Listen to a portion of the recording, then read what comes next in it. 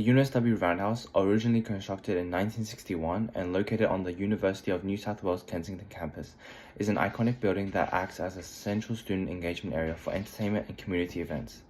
This building, refurbished in 2018, employs innovative and cutting-edge technology in its construction and is an architectural statement, combining modern technology and sustainability practices. This report investigates the materials used in the construction of the Roundhouse, such as primary structural and non-structural materials, with the main focus on their specialized characteristics and environmental sustainability. The report then moves to explaining the properties and functions of each of the materials used and key factors that contributed to its selection. Another important component of this report is the Life Cycle Sustainability Assessment, LCSA, which assesses a product's impact on the environment, economy, and society. The report contains an LCSA of one structural and non-structural material, and based on the LCSA, recommends an alternative material or justifies the continued use of the material.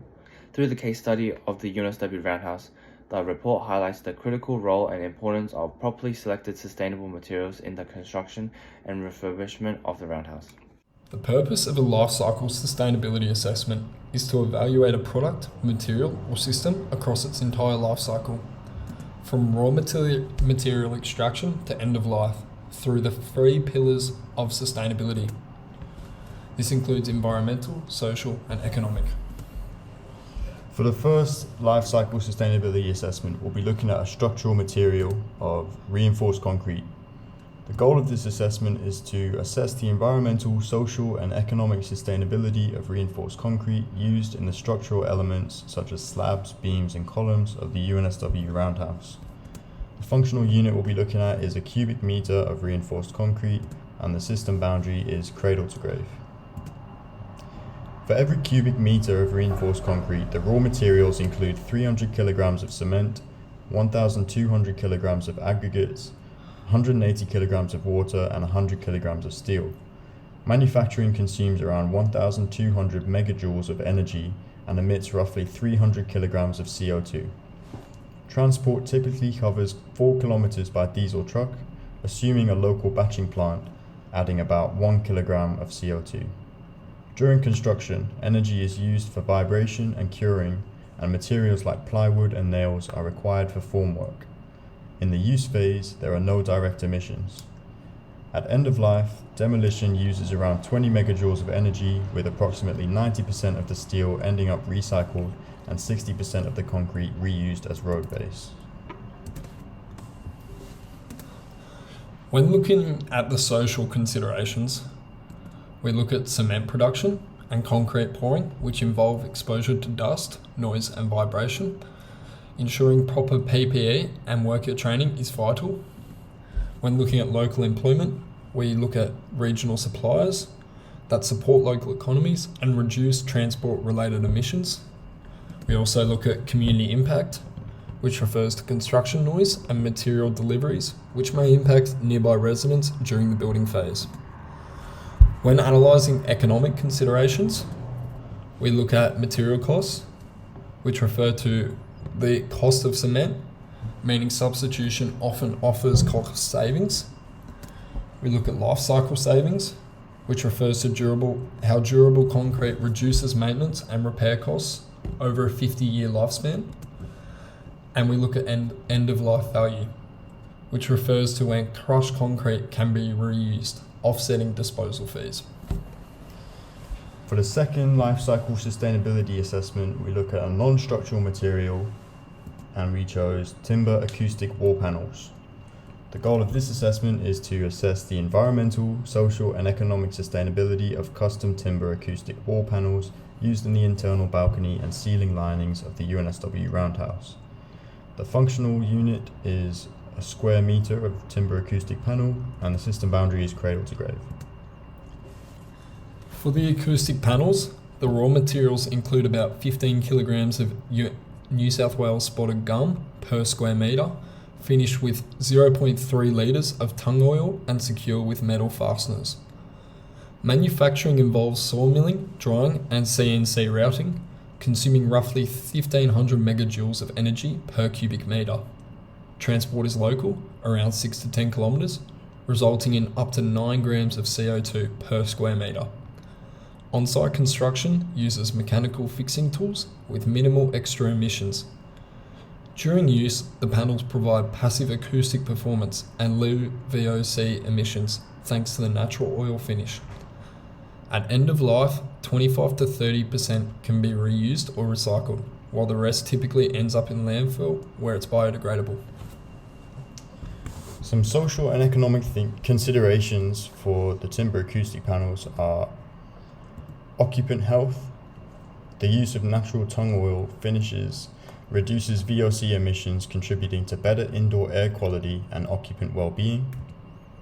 The cultural significance of native hardwoods like spotted gum are valued in Australian design, reflecting local identity and heritage.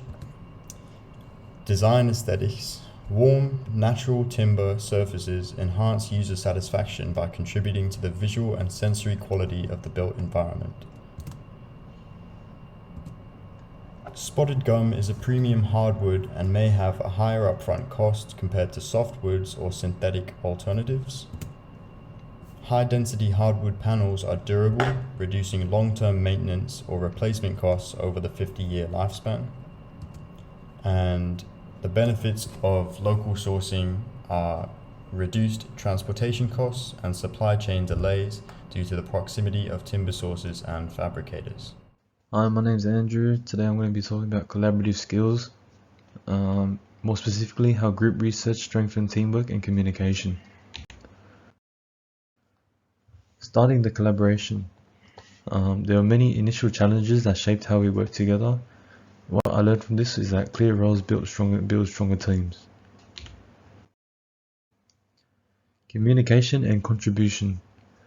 Open communication throughout the group project led to more productive outcomes, and I realized that listening is just as important as speaking.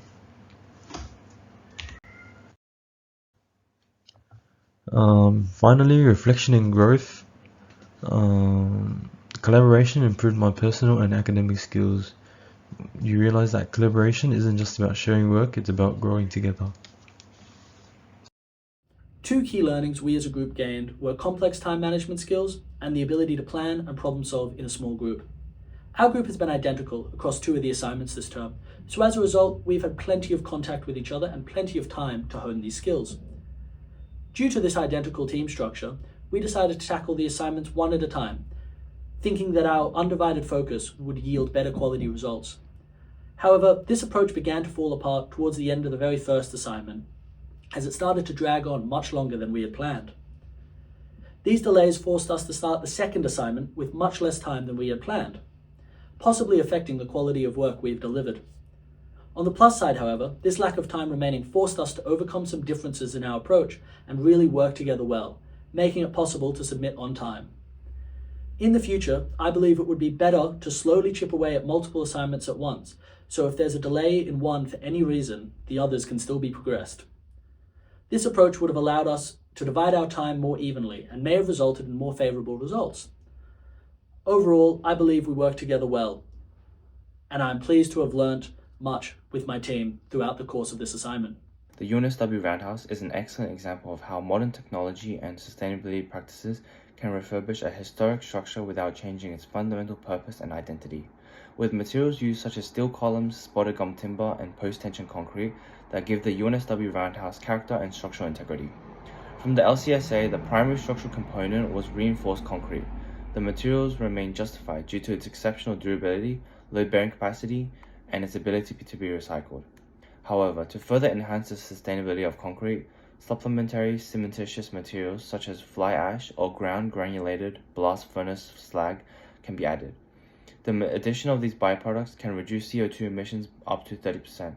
For non-structural components, the custom acoustic panels from the spotted gum timber offer a sustainable choice that aligns well with aesthetic, environmental, sustainability, and acoustic goals. The timber's natural fire and termite resistance, ease of fabrication, and low VOC emissions make it well-suited for the internal environment of a high-use venue like the Roundhouse. Lastly, through the demonstration of rainwater inflation tanks and the use of recycled materials, the continued use of sustainable construction practices at the UNSW Roundhouse is an all-time prime example of how future projects should be planned.